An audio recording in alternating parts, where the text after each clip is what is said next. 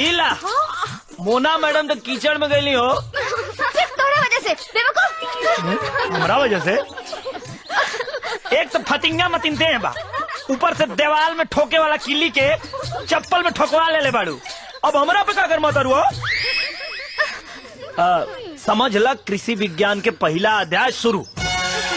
कैसा लगा था? अब बोलते रहो कि हमरा के उठाइबा। हाँ तो ऐसे कहा ना। रुका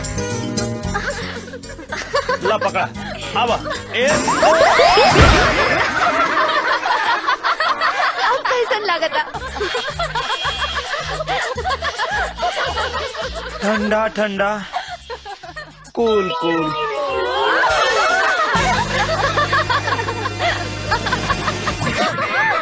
चला उठा। ए मोना मैडम गजबे बाड़ू तू। हाँ हम तो डूबेंगे तुमको भी ले डूबेंगे सनम वाली हाल बात हुआ। अब ये हाल में घरे जाए तो लोग हम पर हंसी है। अच्छा अच्छा तो ठीक बा है कजरी। हाँ तू मैडम जी लोग के लेके घरे जा।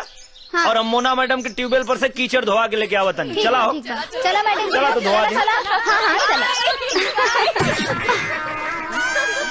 मोना बेबी अरे पानी बेचना बेटा भीमया भवानी पानी बेचना। हाई देखा अपन पार्टी तो यही बाओ। अरे बिजली कट गई का? अब आई कटल हा फिर आ जाई। अरे काना भैया पर कीचड़, मैडमों पर कीचड़। काहू कान्हा भाई। अरे कीचड़ में कमल खिलल की राय। अभी कौन ही धरा था? कोड़ी धरता। बेबी हेजा भी लगल ए बा। मैडम हेने देखा। अरे ई का पोछे लगलू? ई पोछा वाला काम शहर में होत होई, गांव में धोए वाला काम होला। एक काम करा आवा इमे नहाला, ऊपर नीचे कुल साफ हो जाए। बेवकूफ बड़ा का नहाए तो कपड़ा गीला ना हो जाए। अच्छा कपड़ा गीला हो जाई। जैसे लागत 5 गज के साड़ी पहले बाड़ी हो। एक बित्ता के कपड़ा पहनले बाड़ू, खड़े खड़ा सुखा जाई। एक काम करा था तू एजे खड़ा होगा था।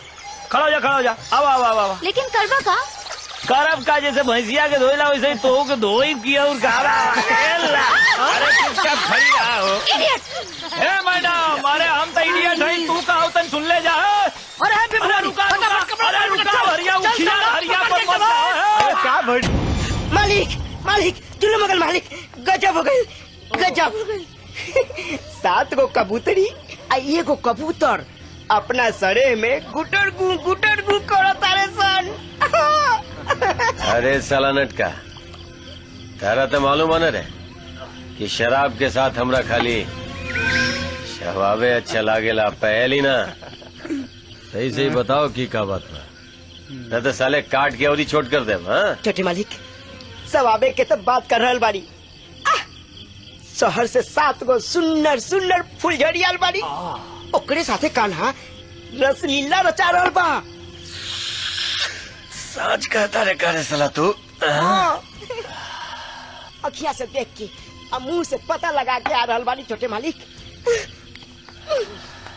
चेहरा चांद जैसन चमकता, अब बदन सोना जैसन झलकता, एकदम बिजली बारिन बिजली छोटे मालिक। जवानी में जगमगा रहल बारिन सन। सड़ी साला ऐसन जवानी के जब कई था हमार जन्म सिद्ध अधिकार बाहो। लेकिन तो आइल कहाँ बाड़ी? उहे प्रधान जी के घरे। प्रधान जी खाद बिना सब फसल बर्बाद होता। ऊपर से कुंवर सिंह खाद की बोरी के पीछे 200 रुपया दाम और बढ़ा देले बा। चाचा अगर खेत में खाद ना डालाई तो ये मुट्ठी अनाज ना होई, गांव के बाल बच्चा भूखा मर जाए हैं। कोनो उपाय करी प्रधान जी। सरकारी भाव पे अगर खाद बिया ना मिली तो हमनी के अपन जमीन जायदाद छोड़ के कहीं और जाए के पड़ी। यह तो राजा चाहता, वो रजवा यह चाहता कि वो हमनी के सब कुछ जब्त कर ले। तीनों भाई मिल के हमनी के गांव से भगावे के पूरा कोशिश करता, ताकि हम ओकरी मंसूबा पूरा ना होके दे। ये हमार गांव वालन से वादा बा। तोहरा लोग के सरकारी भाव में खाद चाहिए ना? हाँ बिटिया ठीक है तो चला हमने के साथ कृषि खाद इकाई पर। अरे खड़ा तो हो गई लू, बाकी मालूम बा कहाँ जाके बा? हाँ, प्रधान काका चिंता मत करी, हम्म, ये लोग के हम लेके जाते हैं। हाँ बोबो जा, लेके जा। आवा लोग। चल चल चल।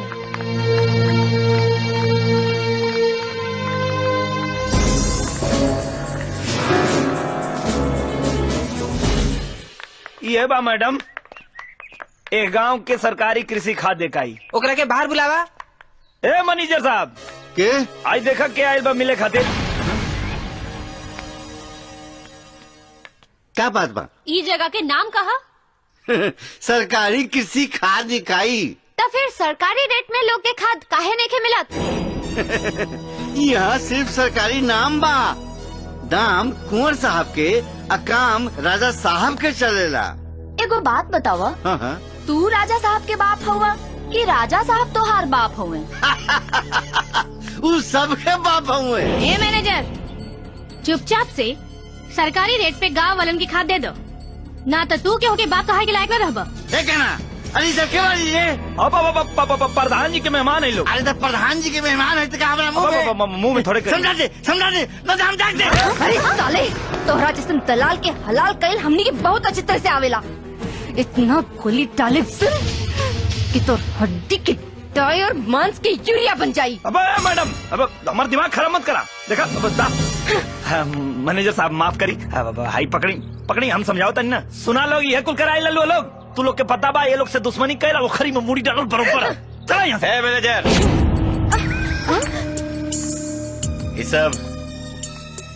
ये सब मजमा का लगले बड़ा तू लोग रे। अब हम बताओ तानी कुंवर साहब, ये लोग हमारा आपका मतलब अब हमनी के मेहमान है ये लोग, और ये लोग बनारस BHU से कृषि विज्ञान के प्रैक्टिकल करे आए लोग खाद चाद। हाँ कुंवर बाबू, और सरकारी रेट पर खाद मंगला पर ये मैनेजर की मामा बंदूक दिखावा था। हाँ।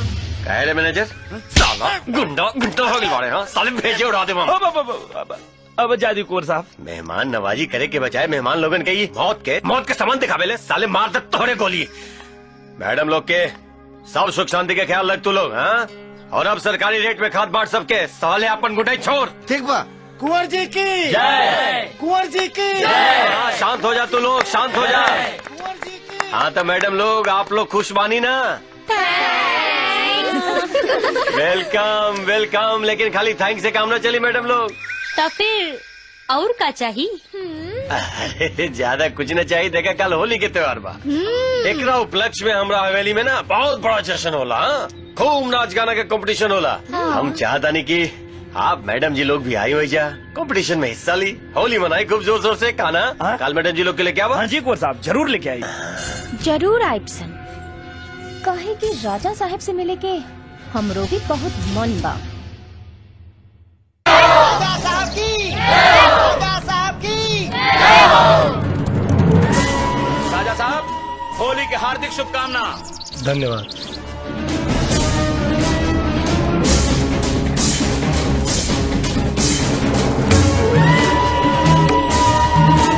आइयो और भौजाइयो, बेटा पतो और लुगाइयो, राजा साहब के तरफ से सब लोग के होली के शुभकामना। जे आइल बा ओकर स्वागत बा, जे नहीं के आइल ओकरा ला बगावत बा। बिहाने सुबह सूरज निकले से पहले ओकर अंत हो जाई। सब लोग के होली के शुभकामना।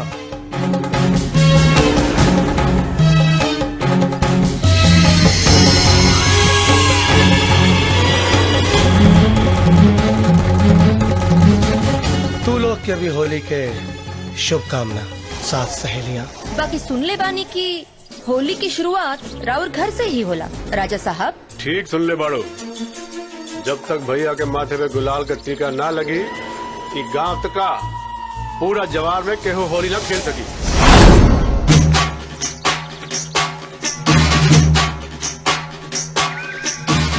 प्रणाम। प्रणाम भैया। होली मुबारक हो भैया। होली के बधाई।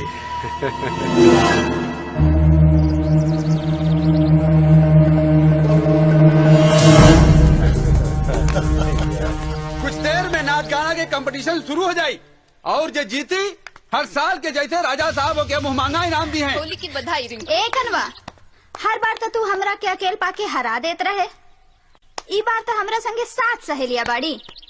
ई बार तो तोहार हार पक्का बा। मरद से का मेहरारू जीती है जब तू जैबू हार, एक जन्म का 7 जन्म ले सैया बनब तोहार।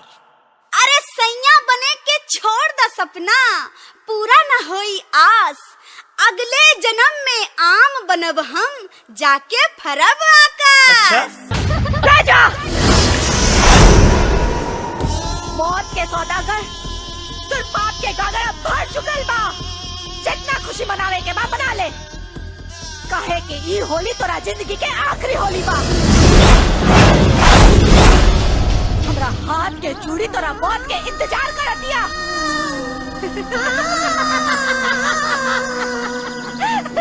तोरा हिम्मत के दांत तक तोरा दुश्मन भी दे। राजा के दरबार में राजा के धमकी। विक्रम बेताल जी राजा साहब, ए पगली के पाताल में दफन कर दा। चल चल चल, रुका भाई। राजा साहब ऐसा मत करी, अगर जिंदा लाश के आप मरवा दे, राजा साहब लगी कि आप अपने शान के सूली पर चढ़वा दे। चुप रहो! हमारा जिंदगी के दुआ मांगे के बजाय ई मौत के बदुआ दे पिया। मरी ससुरी, मरी ससुरी। राजा साहब, प्रतियोगिता में जीत हमनी के भइल बा। तरह और परंपरा के अनुसार इनाम के बदले दुर्गा की जान बख्श दी।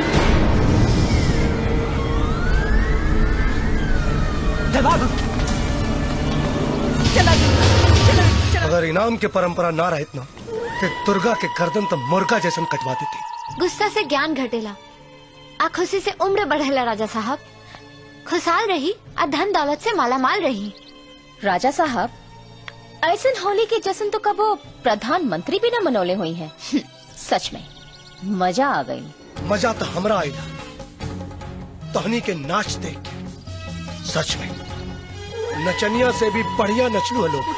तारीफ ला शुक्रिया राजा साहब। वैसे हमनी के नाचे नहीं कम और नचावे नहीं ज्यादा। हाँ राजा साहब, और जेकरा के हमनी के नचा देनी जा, वो नाचत ही मरेला और नाचत नाचत ही पैदा होला। मतलब राजा साहब, ये लोग बनारस में कथक और भरतनाट्यम सिखावे लोग। अरे अरे राजा साहब, राजा साहब, और हम भांगड़ा। तू चुप रहा। सुना, अच्छा अब रंग अबीर बहुत हो गई काना, सबके लेके घरे जा। प्रणाम राजा साहब। प्रणाम राजा साहब।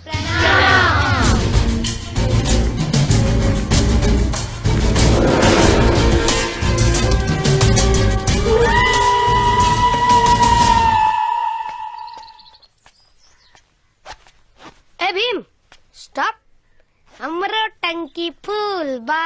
चालू हो जो। हे भाई वाह, अकेले अकेले हम के अपन टैंकर खाली करे के बाद निकला था। एड्स जानलेवा बीमारी है। अवैध संबंध बनाने से पहले कंडोम का इस्तेमाल करें। अब कान्हा के का हुई?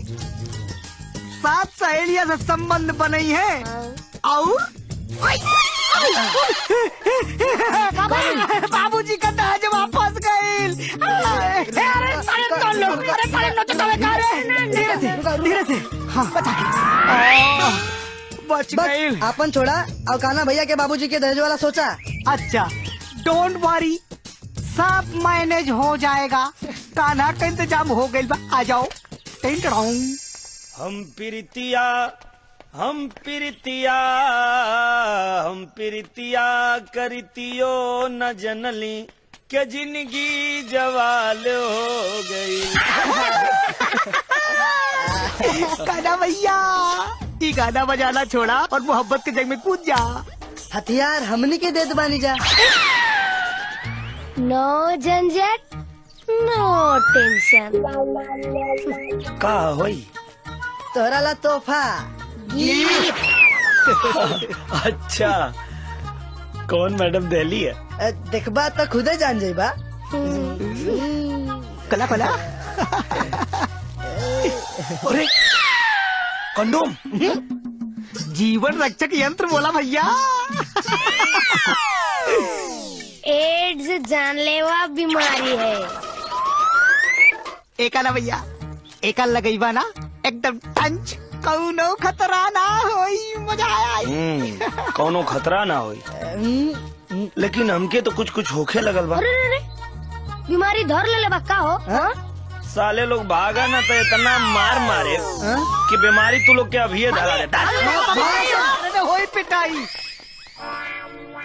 रउआ जगत के दाता हई। करेक्टर के शक। अरे अरे बाप, ये तो कंडोम है। अरे सरा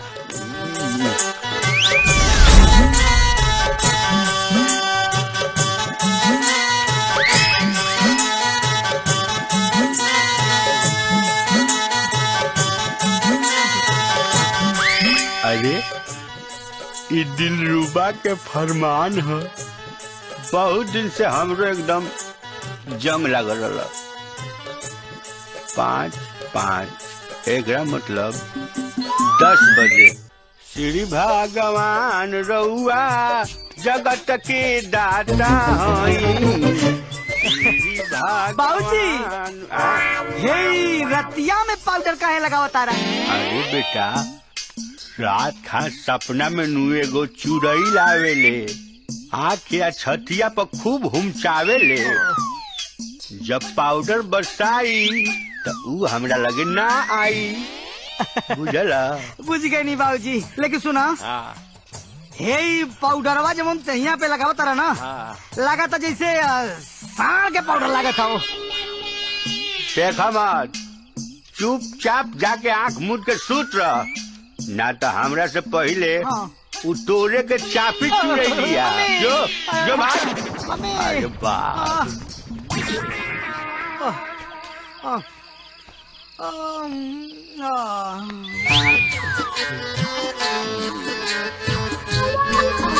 अरे दिलरुबा, हमार तुहार जिया बेकरार बा। कमरा में तुहार इंतजार बा। Coming soon.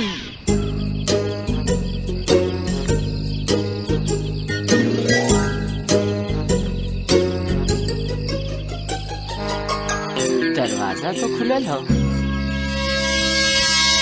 बेटा गोबर, जतरा जम गई, घर का सारा माल लूट ला।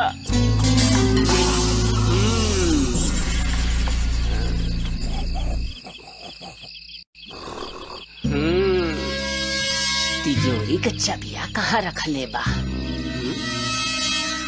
हमारा दिल बहुत बेहाल बा। ताजा सामानवा लगा के हम एकदम तैयार बानी। हमरा दिल में तूफान उठ रहा बा, बदन में बम फूट रहा बा। चलो ना, बिस्तर धरा, बिस्तर धर ना रे, धर। अरे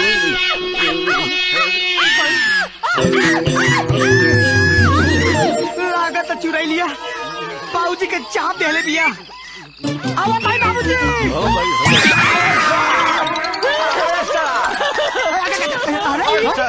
अरे साला, हे चुराइला। अरे साला चुराइला नहीं, चोर हो। इस चाय की चुस्के से ना सुस्ती ना जाई, लागत आ कान्हा के ढूंढे के पड़ी। कहो देह दबोइबू कौन से? अरे देह का काना इतना बौराहा बाड़े कि कहला पे मुड़ी में ठंडा तेलो लगा दी है। लगवा लो, ठंडा आ जाएगा। हे सुना, मजाक छोड़ा लोग। हमने के यहाँ आराम करे ना, काम करे आइल बनी जा। और वैसे भी काल्हे से कान्हा हमने लगे आइल नहीं खन। लागता कंपटीशन में हार गई बाड़े, ओही से नाराज बाड़े। अगर ऐसा बात बा तो उनका नाराजगी हम 1 मिनट में छुमंतर कर दे। कौनो जादुई चिराग बा का तोड़े लगे? चिराग से भी खतरनाक रानी के जवानी की आग बा, जेकरा में काना तक का संत महात्मा भी जर मरे के भगवान से प्रार्थना। तो जा, लेकिन चरा के ना, मना के लई हो। ठीक बा? ठीक बा।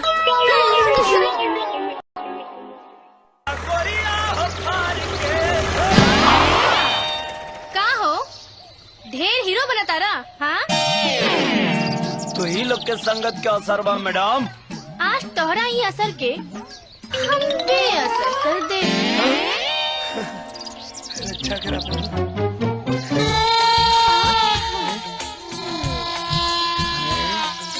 ए मैडम, तो नियत ठीक नहीं खेला कुछ खा पी के आयल बाड़ू का? अबे तक कुछ नहीं की खैले। बाकी आज तोहरा केक खा जाए। पहले ई बतावा हमने से नाराज काहे बाड़ा? अब के कहा था कि नाराज बानी?